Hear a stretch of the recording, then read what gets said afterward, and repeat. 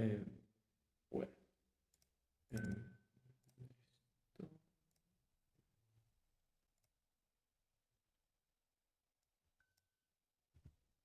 bien. Profe, los grupos están en 3 integrantes por grupo. Planilla con esa distribución. No, no, justo, bueno, estoy por explicar. Ahora cerré un momento lo que es la planilla por unas organizaciones, pero ya después voy a volver a abrirla para agregar integrantes. Por el momento están habiendo 4 integrantes por grupo. Por ejemplo, si le puse acá adicionalmente un filtro, grupo 7, sé que estaba conformado por Pérez Luis, Ibáñez Cabeza Juan José, Marcelo Ruiz y Tarifa Fernández, Alicia Soledad. El único que está teniendo pocos integrantes es el grupo 8, que tiene 2, pero seguramente hay algunos que no se inscribieron aquí en lo que es la planilla, con lo cual ya en un rato la voy a volver a abrir, así los agrego, o se agregan, mejor dicho. Ahí está. Por el momento esto no está coincidiendo con lo que es el agregado de las asistencias. O quizás también pueden ser una serie de unas cuantas personas que se pasaron a lo que es la comisión esta nueva de repaso, que tenemos, bueno, han bajado un poco la cantidad de participantes, no de integrantes. Pro- Pero sí, ¿Sabe qué? No pude abrir eso del Drive para no, no, anotarme. porque ya lo bloqueé contra escritura. Oh. No, Sí. pero yo intenté ayer o anteayer. No me Ah, acuerdo bien. no, no, no, ayer sí, sí, sí, hoy a la tarde lo cerré tipo 3 de la tarde. Ah, porque yo ayer no podía. No sé si hay chance de anotarme todavía. Sí, sí, sí, ya en un rato. Lo que pasa es que ahora estaba organizando todo esto y por ahí si alguien venía y escribía algo, por ahí me modificaba algunos cambios. Así que después se va a volver a abrir la planilla para que se agreguen aquellas personas que no pudieron hacerlo. Perfecto, gracias. Sí, está bien.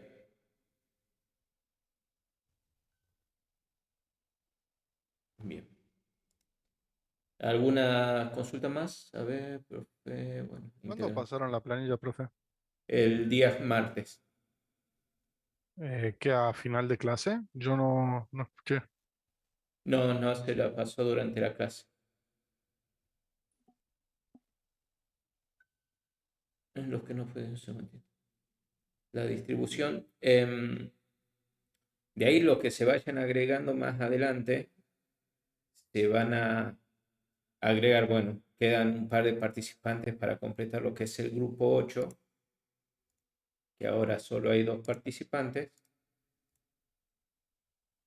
y después ya se lo va a ir repartiendo en los grupos, bueno, después de evaluar las condiciones, ¿no?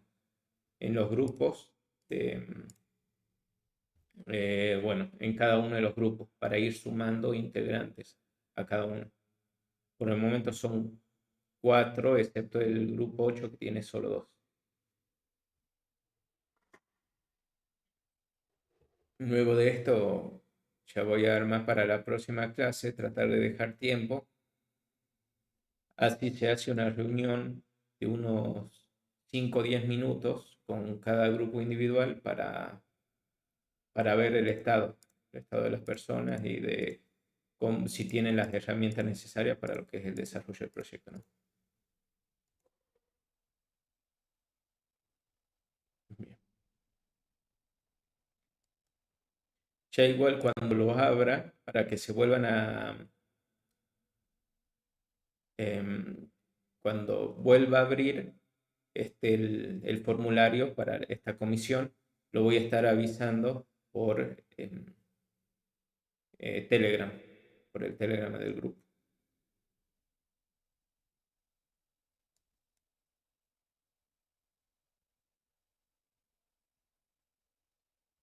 No, básicamente lo que estaba comentando es un poco de a las personas que no se pudieron ingresar al formulario para ponerse el número de grupo, bueno, más allá del nombre, y después yo le asignaba aleatoriamente el, a qué grupo iban a pertenecer. Y que bueno, después se va a realizar una mini reunión por ahí la próxima clase y se lo hace.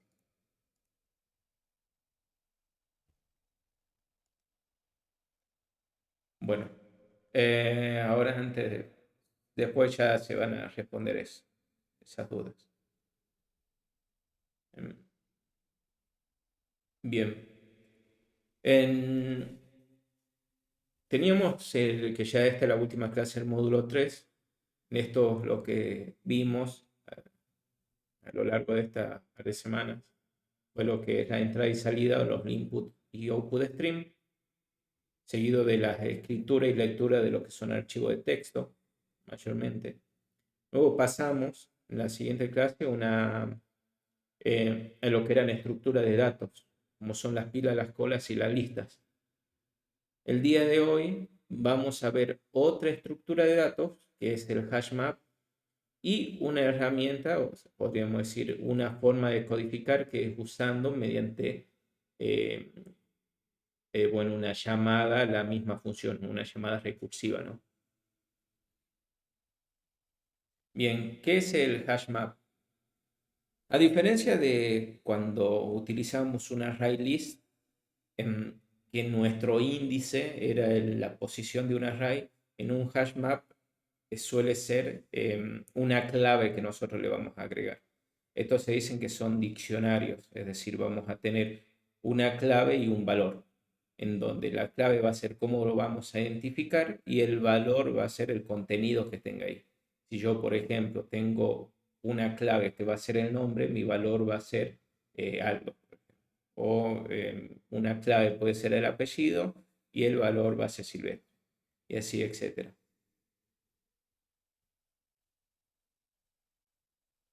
¿Cómo se declara un hash map? Bueno, antes que nada, también un hash map es, también se comporta como una colección, así que suele compartir muchas em, de los métodos de colecciones. Y bueno, para poder instanciarlo, nosotros declaramos el nombre bueno, el tipo, hash map en este caso, y ven que va a tener dos, lo que son, a ver, un momento,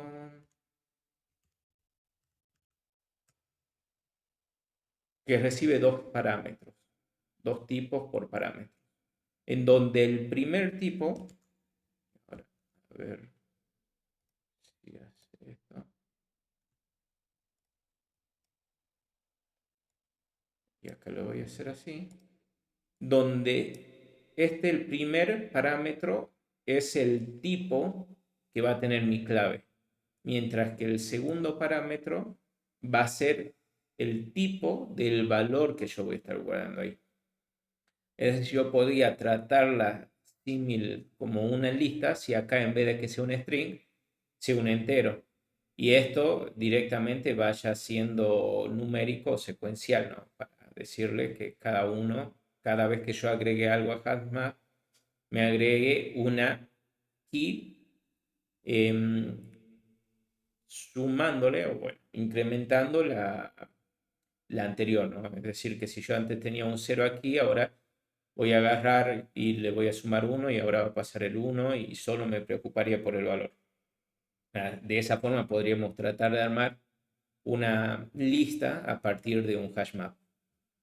Pero estos hash map suelen, suelen ser más, o sea, más sencillos de comprender en los términos de cómo se termina expresando a la hora de mostrarse los datos, porque no es más que vamos a tener la clave, que puede ser el nombre, igual a el valor, ¿no?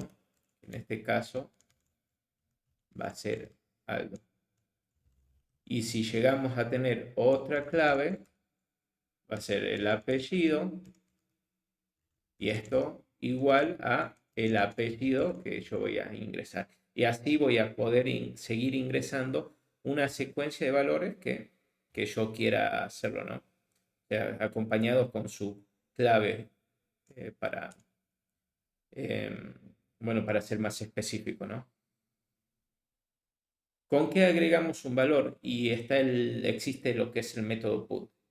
En el método put, bueno, el HM es de hashmap.put, de colocar, le agregamos el primer parámetro, lo que vendría a ser nuestra clave. En este caso es un string que tiene el número 1 y como valor, que también dijimos que es un string, viene a ser Argentina. Luego vamos a agregar otro put con el valor de la clave número 3 y el valor que va a contener esa clave va a ser esta palabra, lo que es Chile. Y así con todos los casos, ¿no? No, no es que esto se va a ordenar así por algún orden natural, sino que a medida que nosotros lo vayamos agregando, se van a ir colocando. O sea, y para el hash map no tiene un orden predeterminado, sino que yo voy a agregar las cosas y se van a ir juntando, o sea, se van a agregar a este mapa o a este diccionario en el orden en que yo solamente los agregué. Bien, ¿cómo hago para obtener un dato del hash map? Utilizo el método get. Llamando a hashmap con el método get y pasándole por parámetro, bueno, el argumento, la clave, que en este caso si yo le paso este valor correspondería al segundo elemento, lo que va a hacer me va a devolver el valor contenido en esa clave. En este caso la palabra Bolivia.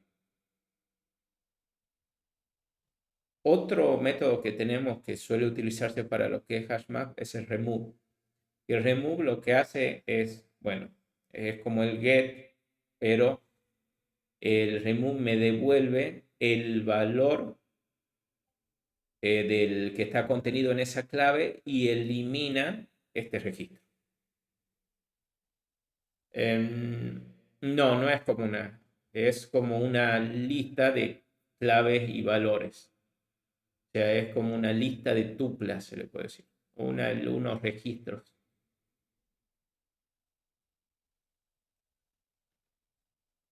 Y por último tenemos más allá, bueno, de que pueden existir otros métodos de hashmap, pero de lo que más se utilizan está el hashmap.size, que esto nos devuelve la cantidad de elementos que tiene un hashmap. Bien. Bien, vamos a hacer algunas cosas con hashmap. Antes que nada, hay un tipo de lista que se llama set. ¿Qué es un set? Es una lista que no admite repetidos. Es decir, yo no puedo agregarle a una lista que es un set. A ver si lo hace allá. Aquí, esto acá. Y si me dice. Bien.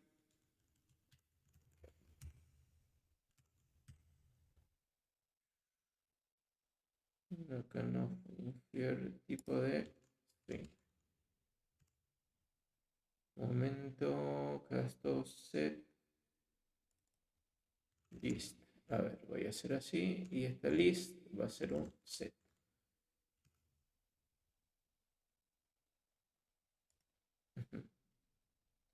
Ok, no.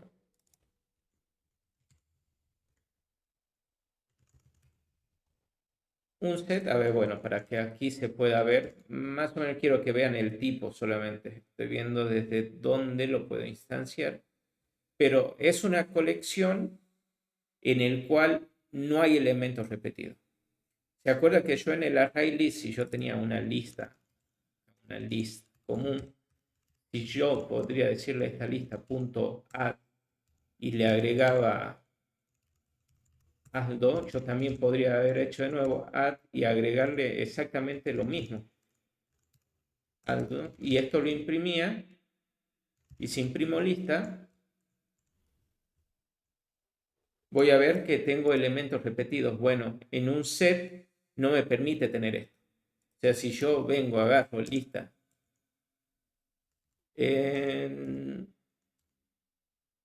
a ver, no sé si tiene, a ver, un set. Quiero ver de dónde puedo implementar esto. Collection, set, interface. Ajá. A ver, tus array list, no.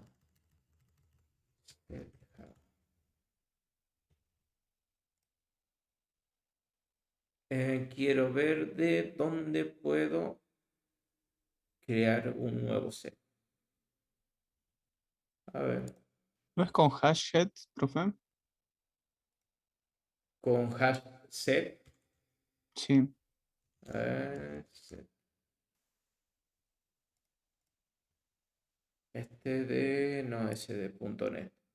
A ver, ahí me fijo si lo tomo con hash set.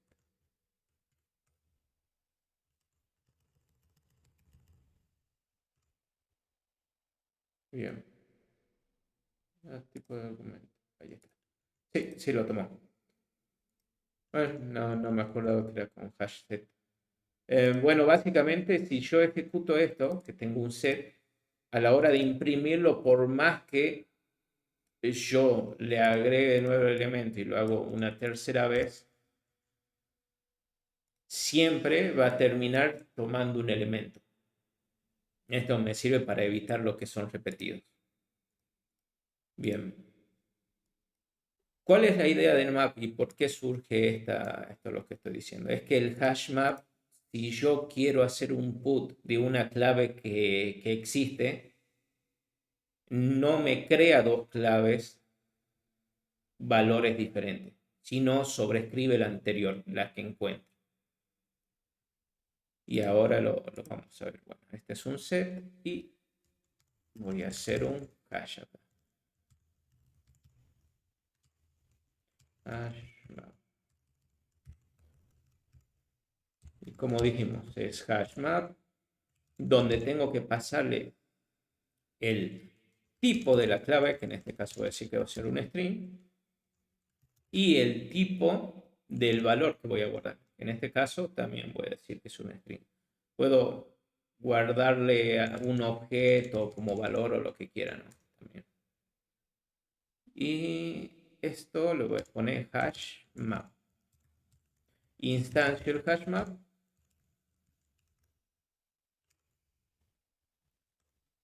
Y por ejemplo, yo a este hash map le hago .put y le agrego el nombre y un nombre.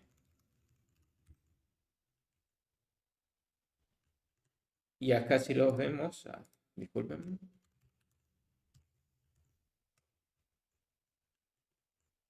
Y acá se lo vemos, bueno, me muestra que este es el contenido que tiene el hash, que va a tener el nombre, la clave nombre, con el valor. Y si quiero agregar otro más, podría agregarle el apellido. Acá el apellido. En este caso, los valores que tenga no me importa, se pueden repetir. Lo que no se puede repetir es la clave. Y este concepto también se suele utilizar en lo que es base de datos cuando uno indexa una base de datos. Es decir, utiliza esa indexación a través de tablas de hash para encontrar más rápido lo que es el contenido, ¿no? Bien. Si vemos en el hash map, lo vas agregando a los valores, pero si yo quiero, acá, puedo decirle un put de nombre, pero que ahora agregue el valor Gabriel, vamos a ver que lo único que hizo es sobreescribir cuando encontró que existía un, bueno, una clave llamada nombre y que tenía un valor y bueno, lo sobrescribió. Crear un usuario y una contraseña sería con HashMap. No, un usuario, crear un usuario y una contraseña sería un HashMap. No entiendo a qué hace referencia con crear un usuario y una contraseña. No, lo que se por ahí está confundiendo, se utilizan funciones de hash, que es otro concepto diferente, para lo que son las contraseñas. Únicamente, claro, se utilizan el hash como una clave valor, un diccionario, podríamos decirle. Es lo que utiliza una base de datos que se llama Redis.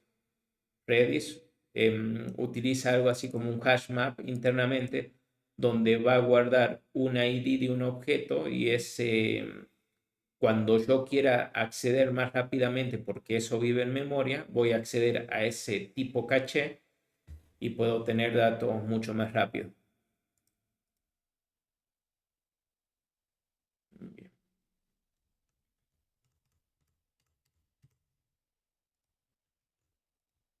Bueno, como dijimos, acá agregamos lo que son los valores del hashmap y que se comporta como set, es decir, que si detecta que hay algo, un contenido con la clave que es igual, lo sobrescribe.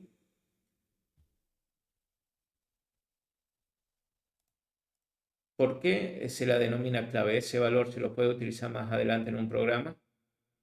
Sí, sí se lo puede utilizar, porque si yo necesito algo para identificar el contenido de mi valor, si yo, por ejemplo, en una lista lo tengo como un 0, yo no sé lo que estaría grabando o lo que se estaría guardando. En cambio, yo por ahí podría tener una clave que me diga, bueno, es el nombre, el apellido, y yo sé a qué está haciendo referencia, a un nombre o un apellido.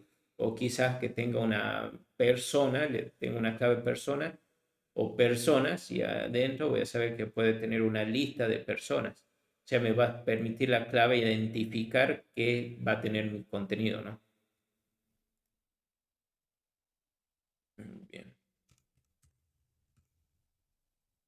Bien. Más o menos estructurado de esta forma son los archivos JSON. O sea, si ven los archivos JSON, que son, a ver, los puntos JSON que ven, estos se mueven por clave valor, o sea, utilizan clave valor.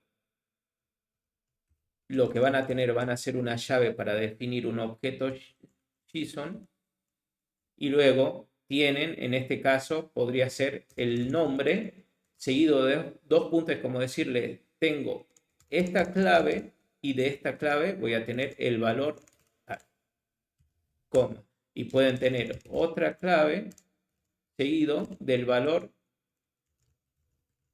a continuación.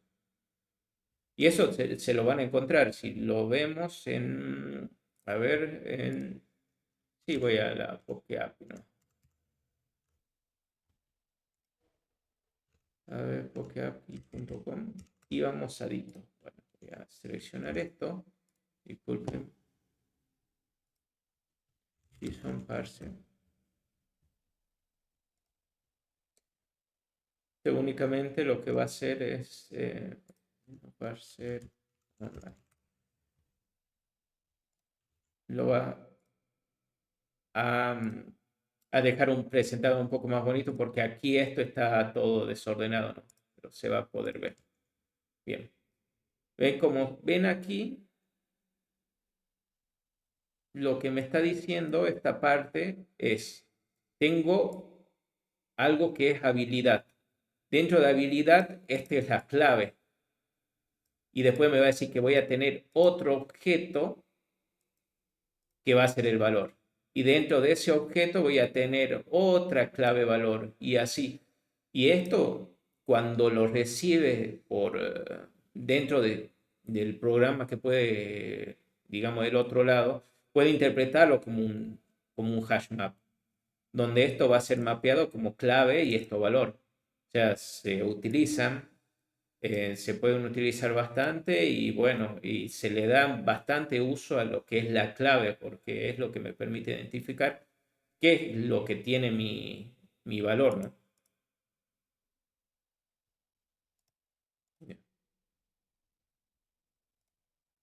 Ok. Bueno, el hash map nosotros podemos recorrerlo también obteniendo, claro, a ver, con una mamusca de claves, sí, sí, algo así.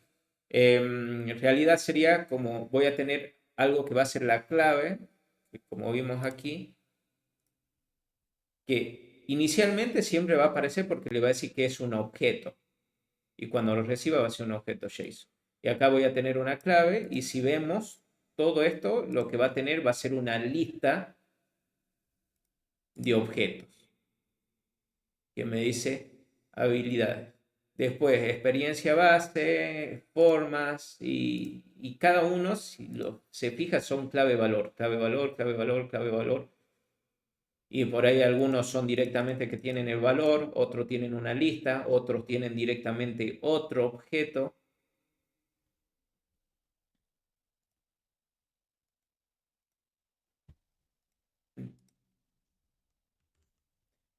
Bueno, continuando. Tengo el hashmap. Yo puedo llamar desde hashmap con la función .get y acá le paso bueno, lo que es el valor o el nombre que yo le puse a la clave, ¿no? Bueno, esto es redundante, pero se llama justo nombre. Pero va a ser la clave. Hago un get y va el valor de la key. Ahí me dice, ¿ve? Hashmap get, el object key, que es la llave, la clave. Si yo esto lo ejecuto, a ver, esto lo voy a comentar. Bien. Ahí está, obtiene el valor de la clave. Bueno, sabiendo que se sobreescribió con la segundo, ¿no? La segunda escritura. A su vez, yo puedo utilizar una estructura de iteración para recorrer lo que son el hash map. En este caso, o lo puedo obtener todos los valores sin importarme las claves, es decir, yo voy a tener, solo me importa que traiga todo lo que tiene adentro, con lo cual las claves no la voy a utilizar, o sea, no la estoy llamando, que no se suele usar mucho, pero bueno, se la termina mostrando, que este es lo que va a estar el valor de mi objeto y voy a hacer un típico for each y le digo a hash map.values y lo que hace es traerme todos los valores que tiene el hash map y lo almacena aquí. O sea, me obtiene un valor, lo almacena y como yo dije que el valor es del tipo string, lo va a guardar aquí. Y ahí vemos cómo lo ejecuta, que son estas dos últimas líneas, ¿no? Pero ahí solo obtuvo los valores. Hay otra forma que es ya obteniendo y recorriendo por las claves, que ese sí se suele utilizar más. A ver, hash map por clave. Y también hacemos un for, pero en vez de ahora recorrer por el tipo de la clave, voy a recorrer, por decir, por el tipo del valor, voy a recorrer por el tipo de la clave, que acá termina siendo un string también, ¿no? Y clave. Y acá, para que sea más entendido, le voy a poner valor.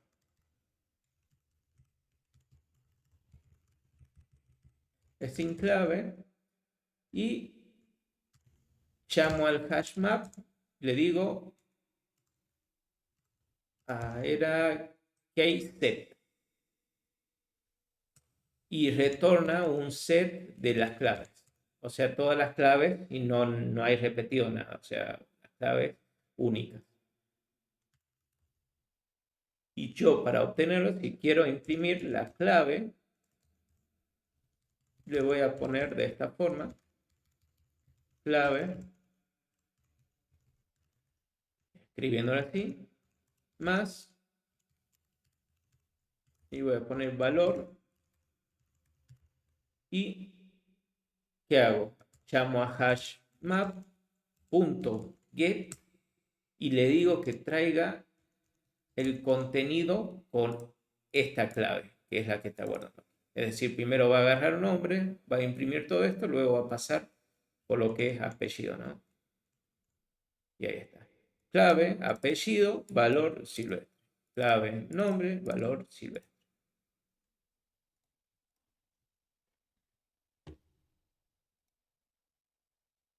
¿Qué es lo que termina haciendo aquí? Directamente obtiene del keyset el valor de las claves y le imprime. Y también tiene el acceso a los valores que, bueno, hace un for each, termina haciendo un for each, pero imprimiendo lo que son los valores, ¿no? del hashmap. Y por último, puede obtener tanto las claves y valores mediante el recorrido de clave. ¿Pero qué hace? O sea, obtiene la clave y luego el valor. Y por último, tenemos el método clear, que lo que hace es, bueno, ya es un poco redundante, pero es limpiar y borrar todo el contenido del hashmap, ¿no? Y aquí, como vemos, termina un hashmap vacío.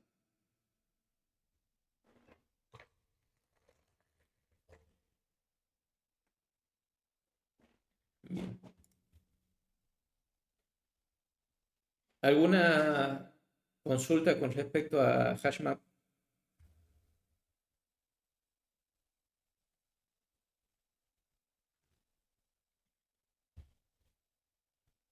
Bien. Pasamos al segundo punto que tenemos, que es recursión, o la recursividad. ¿Qué es lo que significa? Bueno, es llamar a una función, o sea, si nosotros estamos, por ejemplo, en potencia, hablamos de una potencia, yo sé de que la potencia es multiplicar un número tantas veces como dice mi exponente. Es decir, yo voy a tener un comportamiento repetitivo. Y como tal, también yo a la potencia puedo expresarla en una multiplicación, digamos, de potencia, ¿no? Si yo tengo 5 al cubo, yo eso lo puedo terminar expresando como 5 por 5 al cuadrado. Y después ese 5 al cuadrado puedo expresarlo como 5 por 5. Es decir, tengo una estructura que puede darse y me puede propinar una conducta repetitiva, ¿no? Y como tal, la recursión, y como todo elemento, o sea, toda función que yo haga y que se llame, si yo no tengo un control de un cierto punto, por ejemplo, en una serie, si yo abro una serie, no serie de TV, sino una serie matemática, como puede ser 1, 2, 3, 4, 5, 6, 7, que puede ser una serie de conteo, por ejemplo, vamos a tener un caso base y podemos decir que el caso base sea nuestro cero. O sea que nosotros queremos solo los naturales positivos. Entonces vamos a decir que, bueno, si es cero, no se puede ir más atrás del cero. Si yo digo, por ejemplo, que quiero un conteo, diga contar, que venga, agarre y me diga, le pasamos el número hasta donde se quiere contar, internamente vayamos por 0. 0 más 1, 0 más 2, 0 más 3, 0 más 4. Yo voy a estar arrancando desde un caso base para poder ejecutar todo el resto de operaciones. Bueno, cuando nosotros utilizamos recursividad, y es decir, nosotros queremos expresar una función que se puede autollamar, nosotros vamos a decir, hasta este punto yo tengo que cortar mi recursividad. Porque si yo no corto esa recursividad, lamentablemente la memoria no es infinita en nuestra computadora. Y según lo que dijimos en la clase pasada, ¿qué utilizamos para donde se guardaban las funciones? Era en el stack, en la pila de nuestro programa. Cuando esa pila se llena por las llamadas que hacemos, por funciones que se van llamando y todavía no se resuelve, va a llegar un momento donde esa memoria se ocupa completamente y le salta un error de stack overflow o sobreflujo de pila.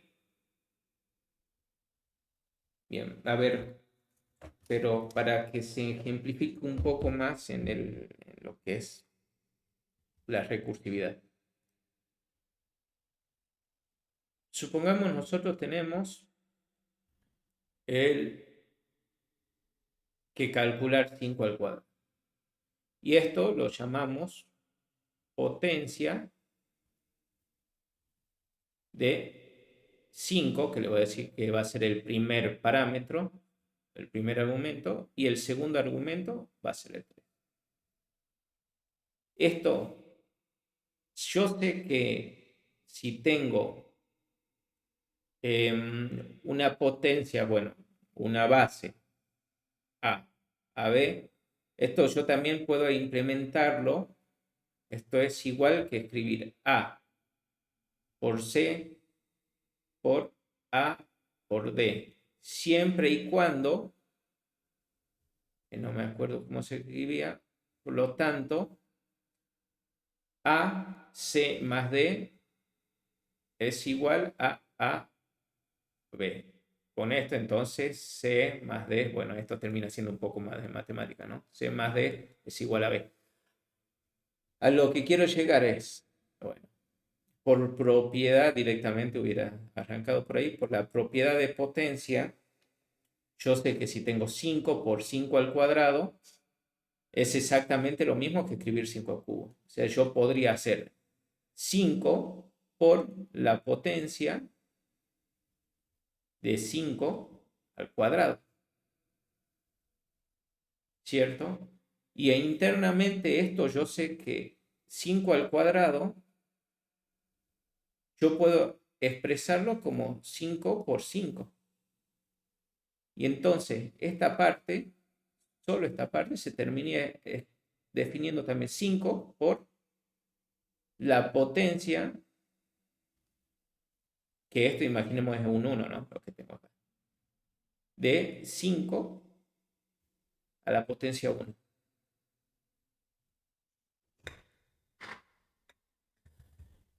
Y ya la 5 a la potencia 1, yo sé que esto termina siendo 5, ¿no? O podríamos ponerlo como 5 por 5 a la 0. Y yo sé que cualquier número elevado a la 0 termina siendo 1. O sea que yo también podría internamente haber llamado esto, y esto va a ser la potencia de 5 a la 0. Y esto indefectiblemente va a terminar siendo 1. A lo que me refiero este 5 a la 0. Entonces el resultado de esto va a ser 1. Y ahí va a estar y yo voy a decir que este va a ser mi caso base. No voy a tomar potencias negativas, porque no voy a trabajar, por ejemplo, no voy a decir, bueno, trabajamos con decimal. Voy a decir que mi caso base es cuando el exponente llega a 0, porque ¿cómo podría yo ejemplificar esto? Y si en vez de decir 5 al cubo, yo digo que va a ser la base, bueno, esta base, lo voy a poner así con la letra B, la base elevado a una n, que va a ser esto. Esto va a ser b y esto va a ser n. Y entonces cuando lo vuelva a llamar, ¿esto qué va a ser? Va a seguir siendo la base, pero esto va a ser n-1. Con lo cual este nuevo n-1 pasaría a ser como el valor de k, que k es igual a 2, ¿no? Y ahora esto lo que le va a pasar a la siguiente, porque va a volver a retroalimentarse, va a ser K-1. Porque va a volver a llamar la misma función. Y si yo la declaro acá internamente con este valor, cada vez que se vuelva a llamar, le va a ir restando 1 a la potencia, hasta que va a llegar un momento donde va a ser 0 y yo tengo que decirle hasta ahí nomás. Porque si sigue haciendo, va a seguir con todo esto, va a seguir con -1, -2, -3, -4, -10.000, -1.000.000, hasta que ya no va a quedar memoria de guardar todas esas funciones y ¡pah! Stack Overflow.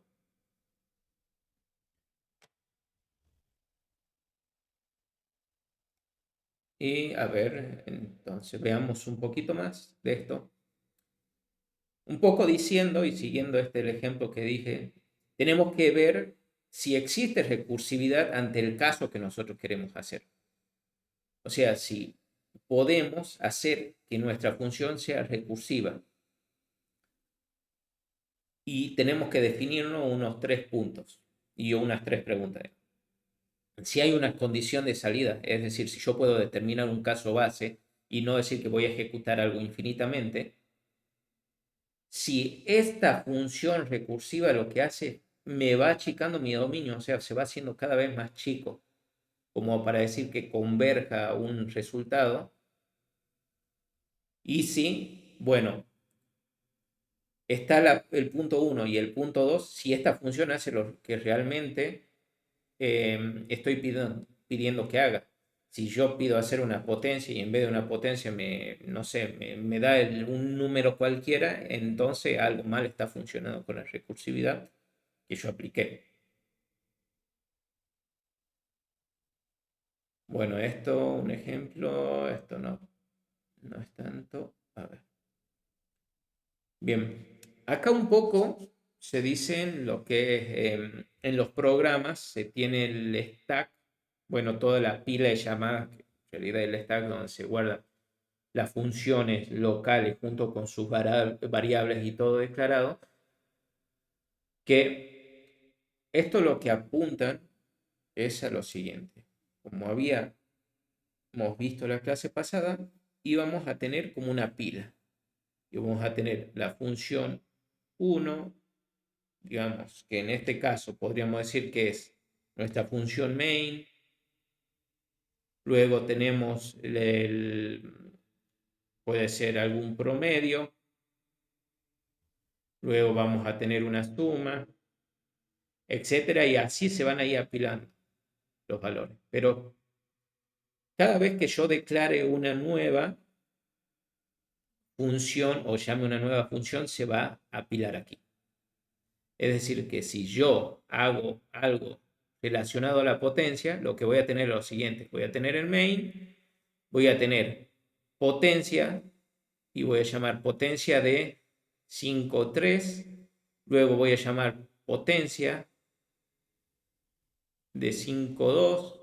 Luego voy a llamar potencia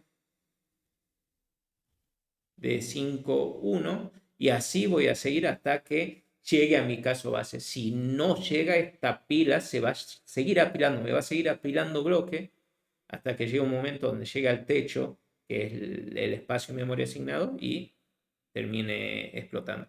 Bueno, esto pasa, esto es el famoso Stack Overflow, que bueno, hay una página de programadores, que es el ABC, que se llama así. Bien. Bueno, para explicar un poquito, para terminar esto, cuando esto termina de ejecutarse, lo que hace el resultado de esto mediante el return, le devuelve el resultado aquí. Y cuando termina, devuelve el resultado aquí, hasta que llega acá y le devuelve el resultado ahí. Y ahí yo imprimo lo que tengo que hacer, ¿no?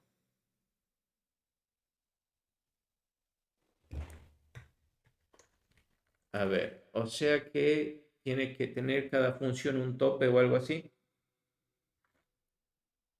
No, lo que significa es que yo cuando hago una llamada recursiva, yo contemple cuando lo que quiero utilizar va a tener un caso base. O sea, voy a tener algo que sí o sí me retorne un número. y que me corte con la recursividad. Y es como que si voy llamando a potencia, acá yo sé que mi tope, caso base, va a ser el 1. Y que a partir del 1, como ya me va a devolver un número y no voy a estar haciendo otras llamadas recursivas, todo lo demás se va a aplanar. Se va a aplanar y ya voy a cortar con la recursividad, ¿no?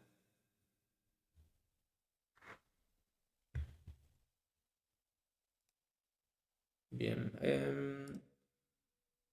Bueno, acá un poco se puede ver en la traza del factorial, que el factorial nos acordamos que era multiplicar el número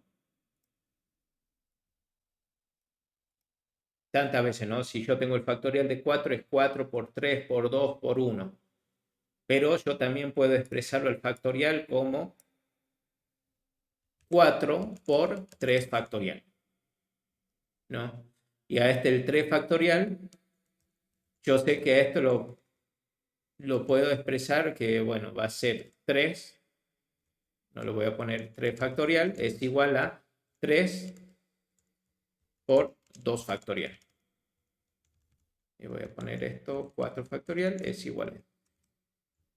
Y como ven, tiene una conducta repetitiva, o sea, yo voy a saber que el factorial que voy a calcular va a ser el número por el factorial del anterior. Y esta conducta se va a repetir. ¿Hasta cuándo? Hasta que sabemos que el factorial de 1 o el factorial de 0 termina siendo 1. Y ahí podemos terminar, ¿no? Bien.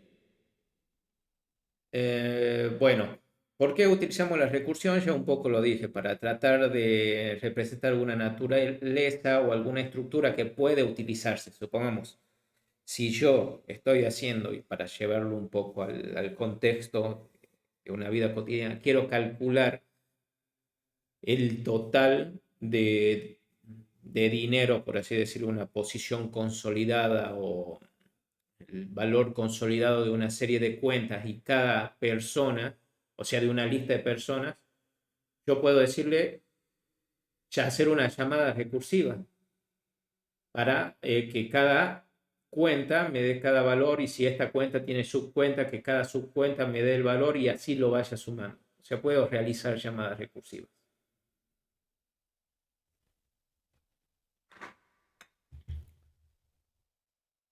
Bien, bueno, vamos a lo que son los problemas. Para que se vean un poco mejor, ¿no? Y voy a poner class recursividad. Bien. Como tal, yo dije, bueno, vamos a empezar por la recursividad y vamos a hacer la potencia. Tengo la potencia. Bueno, yo voy a tratar un double que va a ser el valor calculado, ¿no? Y esto yo voy a decir que sea de el resultado de una potencia de un número a por su exponente, ¿no? O de la base, voy a decir base, y el exponente. Y voy a decir que esta es la base, va a ser un double, que le voy a poner 5, y el exponente que sea un entero directamente. Que hago el cubo. Lo que internamente estoy haciendo, la base acá, 5, y el exponente 3. Bien. Esto acá. Vamos. Bien. Bueno, declaro la función potencia. Acá, un momento, voy a hacer un iso del valor calculado, ¿no? O sea que se pueda ver lo que vamos a calcular. Public static, como el resultado es un double, voy a poner que me va a devolver un double, y esto va a ser potencia. Y va a recibir un double como base, y en el segundo parámetro va a ser un entero del exponente.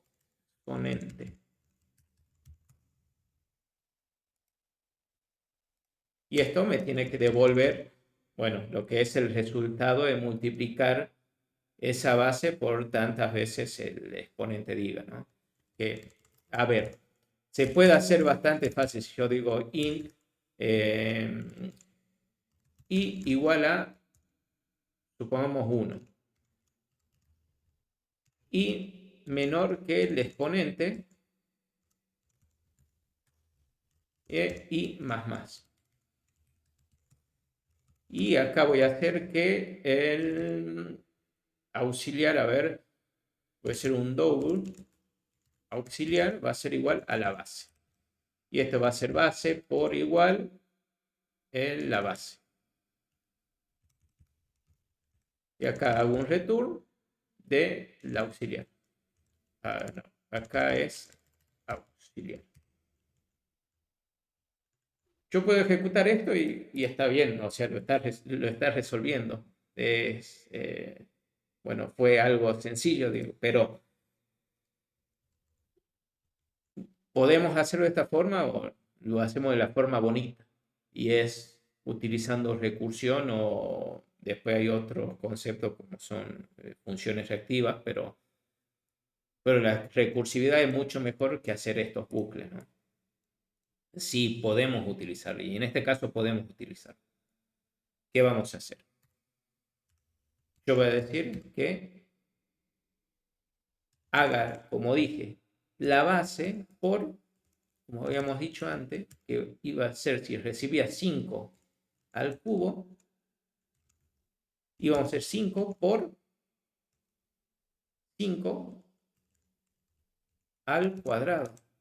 Es decir, estoy escribiendo lo que está viniendo acá, que es la base por esto, por potencia que estoy llamando a mi misma función, pasándole la misma base, porque la base va a ser la misma, por el exponente. Bien, ahora veamos qué hace.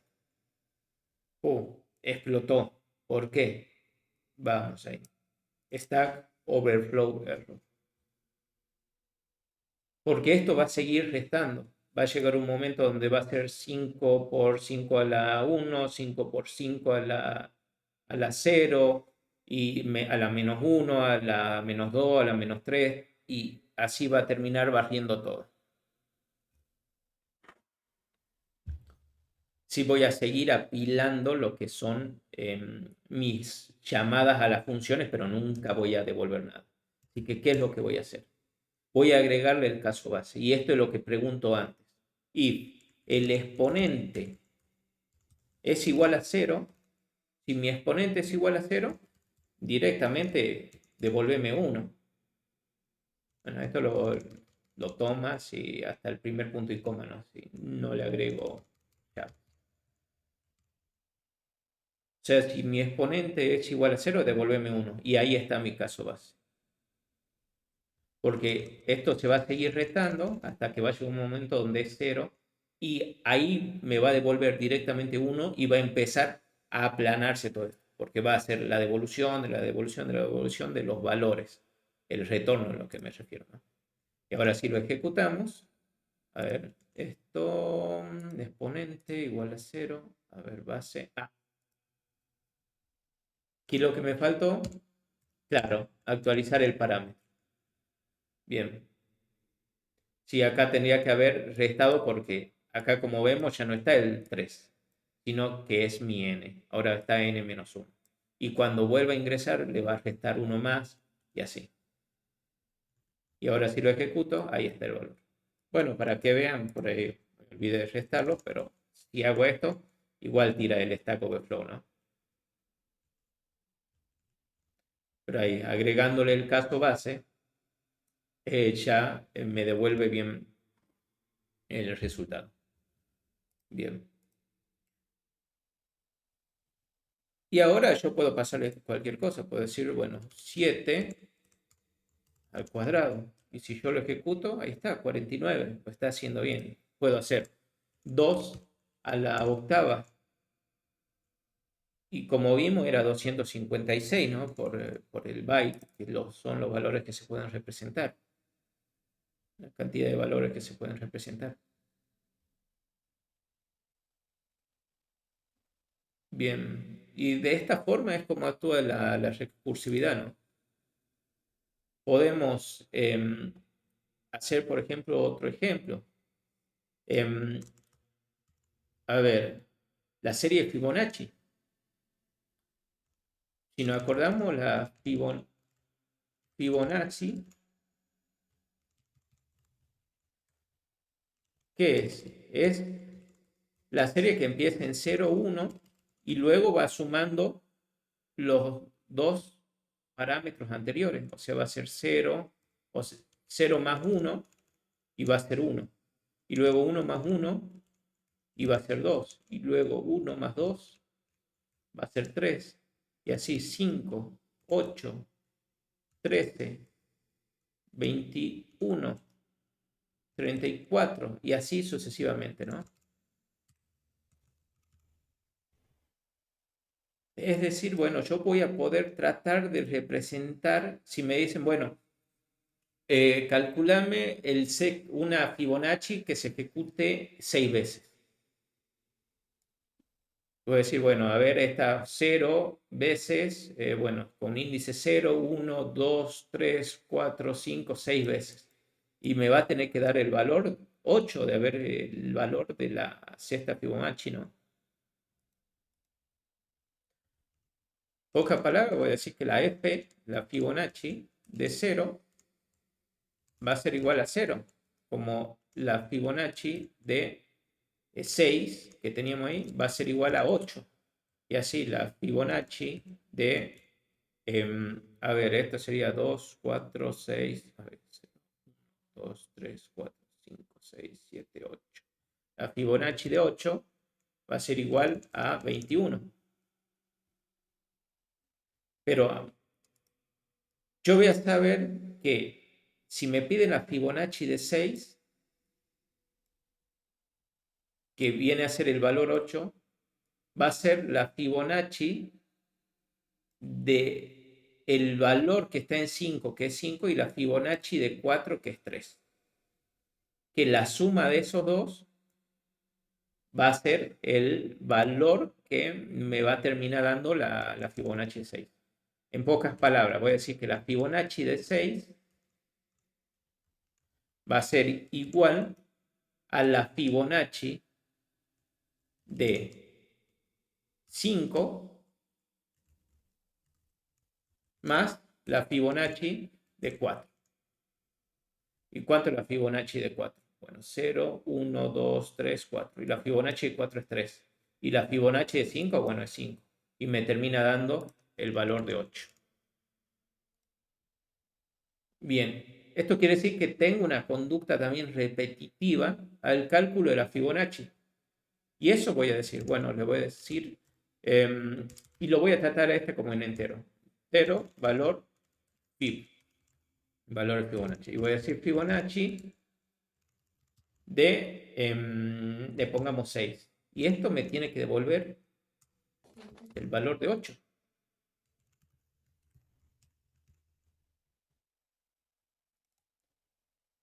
Bueno, vamos a aplicar esta función, public static. Lo que me tiene que devolver, bien, como habíamos especificado acá, tiene que ser un entero de Fibonacci de un número. Y esto no es nada más que hacer la Fibonacci, como dijimos acá, la Fibonacci de este menos 1, como la Fibonacci de este número menos 2. Yo voy a hacer la Fibonacci de el número menos 1 más la Fibonacci de el número menos 2. Bien, si ahora yo ejecuto la Fibonacci, bueno, me termina dando un error. ¿Por qué? Porque no tengo el caso base. ¿Y cuál es mi caso base? Que la Fibonacci de 0 y 1 terminan siendo, bueno, la Fibonacci de 0 es 0 y la Fibonacci de 1 es 1. Así que lo que voy a preguntar yo es que si el número que viene acá es igual a 0 o el número que viene es igual a 1, porque esos son valores que están fijos, o sea que ya son base. Le voy a decir que, bueno, los retorno en el caso de que venga 0, que devuelve el 0, ¿no? Y en el caso de que venga el 1, devuelve el 1.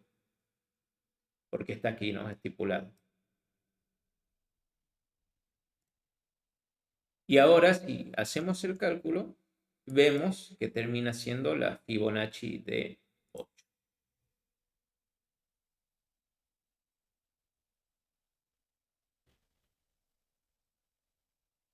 ¿Se entendió recursividad?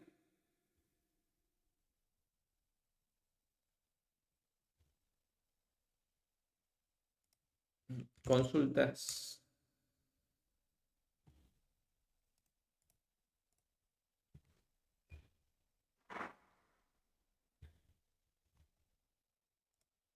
A ver, ahí ya les voy a pasar el código de asistencia.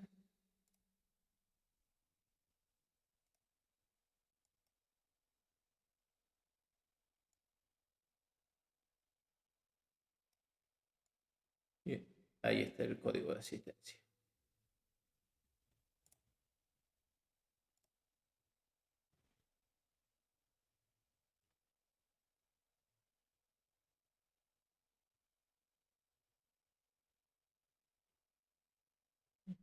Okay.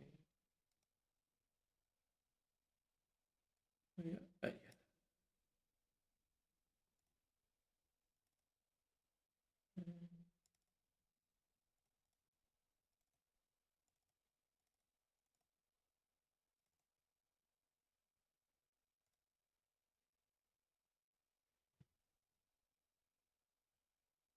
Sí, sí, se puede aplicar para funciones matemáticas, pero también podemos aplicarla a otro tipo de comportamiento. Va a ser depender del negocio, pero la mayoría de las veces van a ser, sí, para aplicar matemáticas.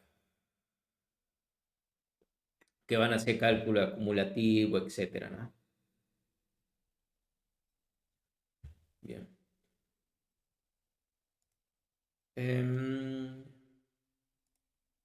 Bueno, y un poco para ver lo que es el factorial, también voy a hacer valor factorial, una función que sea factorial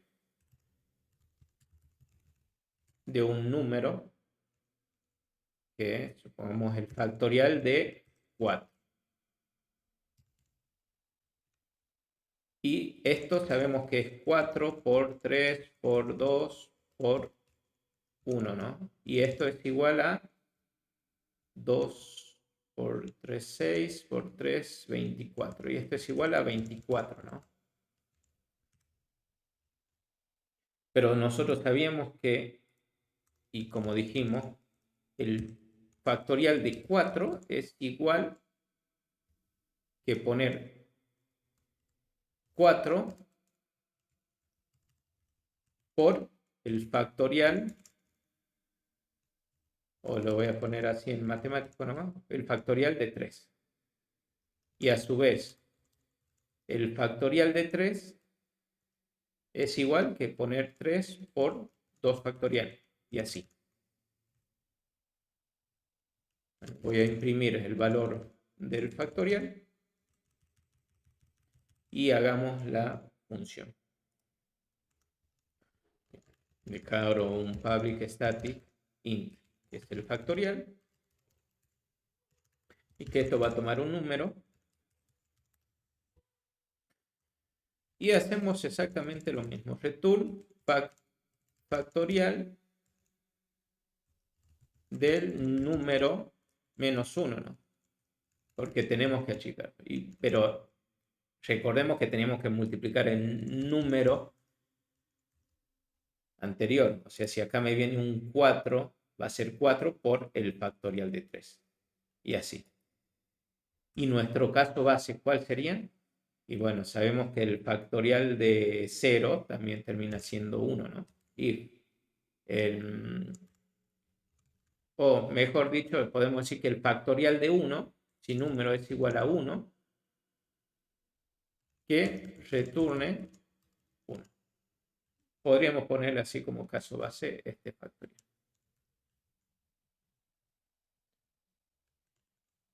Y a la hora de ejecutarlo, ahí está.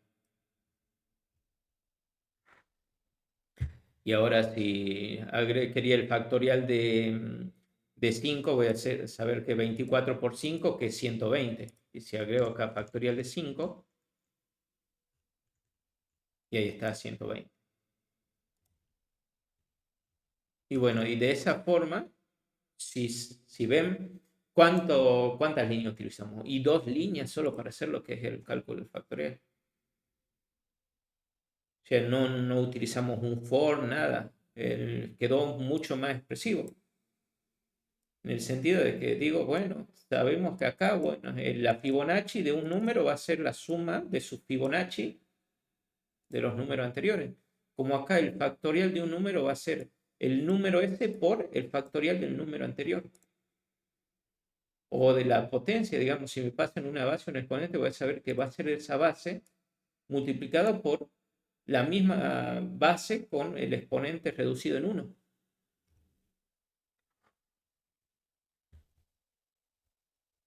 Y queda siendo más expresivo. Bien. Bueno, no hay más para por la clase de hoy. Ya también justo voy a tener que salir temprano. Pero no más solo para mostrarles que acá lo que son los ejercicios de recursividad, bueno, queramos o no, mediante la clase, terminamos haciendo el 17, que es el ejercicio de hacer la potencia. Hicimos el factorial y también hicimos la Fibonacci. Así que le va a quedar esto de determinar un conjunto de A. Y bueno, esto es de HashMap. Y acá implementar un número entero que devuelve en su equivalente en base 2. Bueno, y para hacer una explicación un poco breve, si nos acordamos, si nosotros teníamos, supongamos, el número 15 en decimal, esto para pasarlo a binario tenemos que hacer 15 dividido 2, y esto es 7, y el resto es 1. Y esto lo tengo que seguir dividiendo hasta que, bueno, no se pueda dividir más, ¿no? 7 dividido 2 es de 3, 1, 3 dividido 2 es de 1, y esto sobra 1. Y aquí ya como no puedo seguir dividiendo, solo por enteros, aquí finaliza. Y cuando para pasarlo a binario, tenemos que escribir este número y todos los restos de atrás para adelante. O sea, va a ser 1, 1, 1, 1. Si, por ejemplo, quiero hacer el 2 en base 10 a binario, que es el 10, va a ser 2 dividido 2, que es de 1, y esto es 0. Y escribo el 1 y el 0. Y ahí está, lo tengo en base 10. Es decir, esto termina siendo así. Y acá vemos que la estructura va a ser repetitiva. ¿Y cuál va a ser mi caso base? Y cuando ya este número sea menor que 2, ¿no? O sea, podremos decir que el módulo de 2 de este ya sea mucho más chico.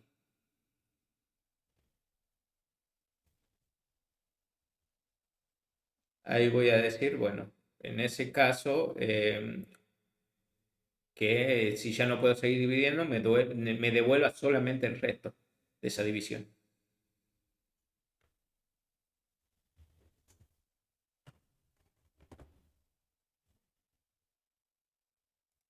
Sí, que le va a quedar ese problema, y después para determinar si un número, dado una lista de número entero, fijarse si un elemento, que va a ser un número que ustedes pasen, pertenece o está dentro de ese conjunto.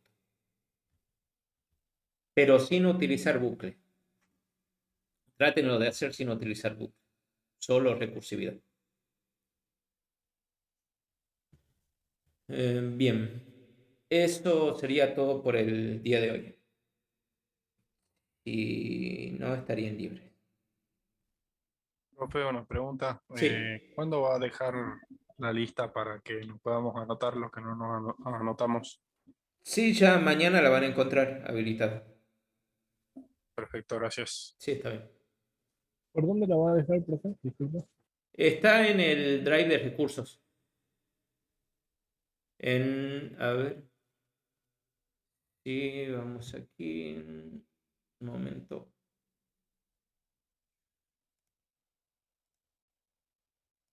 Acá si se fijan en el drive de recursos, hay uno que dice grupos CB2, proyecto integrador. Ahí es donde van a ingresar y se van a dar con el listado.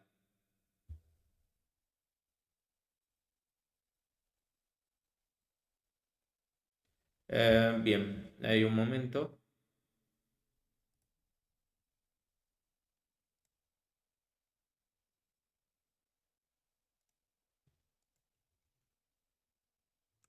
Ahí está.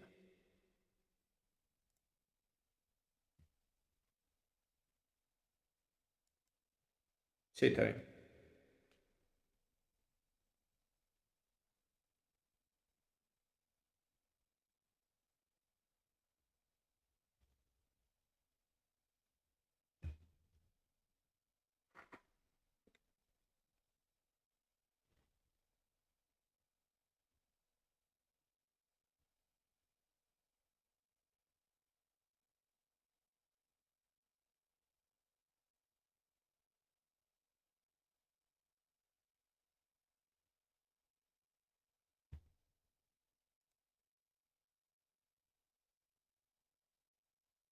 Sí, no hay por qué.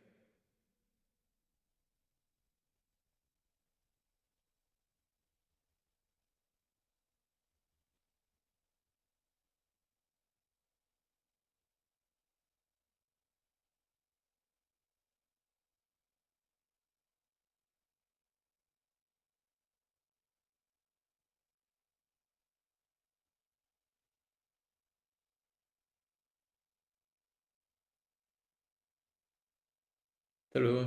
Sí, sí, sí, ya están libres para ir. No, no, esto va a ser todo por hoy. Justo tengo que salir, así que hoy terminamos temprano.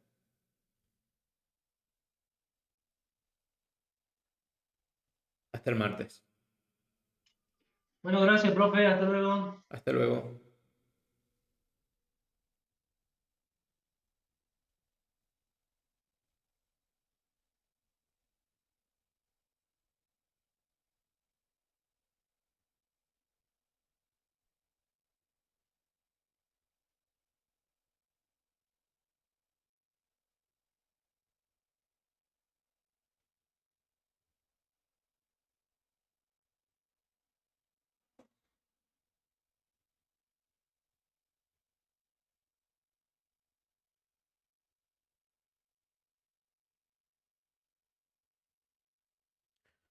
Bien.